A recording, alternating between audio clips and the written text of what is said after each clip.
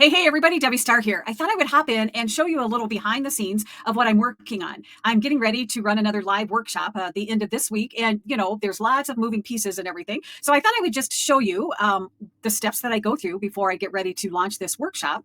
And I've got a little chart that I think you'll enjoy seeing how it just organizes all of the flows. What I love about doing these workshops, they're free workshops, so it's a great lead gen magnet. And the purpose is I really want to give high value. The topic is how people can get paid to actually launch. So when they're first starting out in their business, this may be you. It's scary and you've got all of these doubts and everything else. Well, instead of spending a lot of time, energy, money, I show people how they can launch in baby steps, validate their offer before they invest a lot of time and money.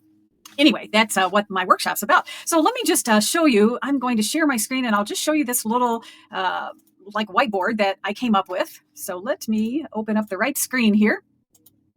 And let me zoom out just a little bit to kind of give you the big picture here. So this is, can I select here? Let me see. Sometimes it's hard to navigate on these things. I'm not for sure which tool I need, but anyway, so here's all of the steps basically that I go through when I'm launching this and all of the assets. So let me just blow this up a little bit so you can see what's involved here. So our starting point is what do I do first? Well, I set my date. I look at the calendar and I say, okay, this month is going to be May 1st. And then I just go from there. Okay. Then the way the flow is, all of my traffic, I want them to go to an opt-in form. And the reason that I do that is because I need to tag them on the back end and then set up some automations. And these automations specifically will send them all of the emails. And then the day of the launch, then I hit that go live button and I start with my presentation. A couple of notes here. I always want to make sure that I've set up my streaming software so that it is streaming. Just recently, I've learned that if you stream to YouTube, there's less friction. Now, let me ask you a question. Have you ever, thought about signing up for something, but it is on Zoom? Sometimes it just feels a little uncomfortable because you don't want to get on camera. You don't want to be put on the spot. But if you're having this workshop live on YouTube, people can watch. They can type in their comments, but they don't have to worry about getting called up and all that kind of stuff. Anyway, just a little side note. The other thing I always need to remember is make sure that I have that link handy, that I'm going to share all of the resources. I always give lots of templates and workbooks and all that kind of stuff. So just some notes there for me. Then after I go live, then I always promise to send them the replay. So once it gets done, I package up the replay. I'll send them out an email. I'll also send them the link to the resources again. And then I will leave this up for 3 days. The reason is if we don't give people some kind of a deadline, it never gets done. Things get put in the someday pile. And I'm looking for action takers. So I put a limit on how long they have to watch the replay. And then I actually remove that YouTube link so they can't go to it anymore. Now, during my live workshop, I am at the end offering the opportunity to hop into my Digital Business Academy. So after the fact, I will send 2 or 3 emails just to, again, remind them of the urgency that the window is closing. If they want to join the membership, they need to get in. Or if I decided to give them special bonuses for that month, whatever it is, but then those emails are reminding them of that. And then you just rinse and repeat. Okay. Pretty easy once you get it in place. And let me come back here for a second. That's the beauty. Remember, I'm always talking about systems. So, you have to do something once or twice to kind of tweak it, but then you get that system in place and it truly is just kind of a rinse and repeat. So what I've built on the back end, I have to just go into my emails and change the date. That's all I have to do on that.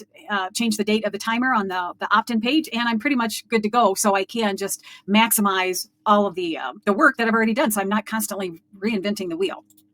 Okay, let me come back here. And now let's talk about some of the assets. So when you're putting together something like this, there are a lot of what's known as assets, things that you need to build. So this is where people get overwhelmed because they think, how in the world can I do all of this stuff? You need to come to my workshop and I'm going to show you some quick ways that you can get past all of that. But just high level, what are some of these assets that you need to create? Well, I recommend running ads. You don't have to spend a ton of money, $5 a day, run it for a few days and get some traffic coming in. From those Facebook ads, you will need some ad images. Again, I just use simple text for the most part, so it doesn't take a long time to build these things. And then ad angles. And if you're in my membership, you'll understand more about what that is. So those are just some of the assets for the Facebook ads. And then a slide deck, obviously something as I'm teaching. So I put that together. I might be tweaking it every time I run this workshop, but the slide deck is kind of the meat and potatoes of what you're offering. So that's probably the very, very first place that you start is you crystallize your idea and then start putting in some of those main key topics that you're teaching on. And then you'll need some kind of slide images, maybe individual images that go on the slides. You might have some like background images, thumbnail images, all of that kind of stuff. So you'll have a little repository of images that you'll use, and you'll use those images in your marketing also. Then on the funnel side, what we need is basically a landing page that you're telling people. It can be super simple landing page telling them about this. And then lately I love using just like a timer, a deadline timer, because again, we want to constantly remind people there's a deadline. It's not evergreen. So make sure that you sign up for it. And then the opt-in form. And from that opt-in form, then we can build out all of our automations. So I can tag these people. I know exactly what month they watched it. And then different automations on the back end, those emails and things like that. Okay.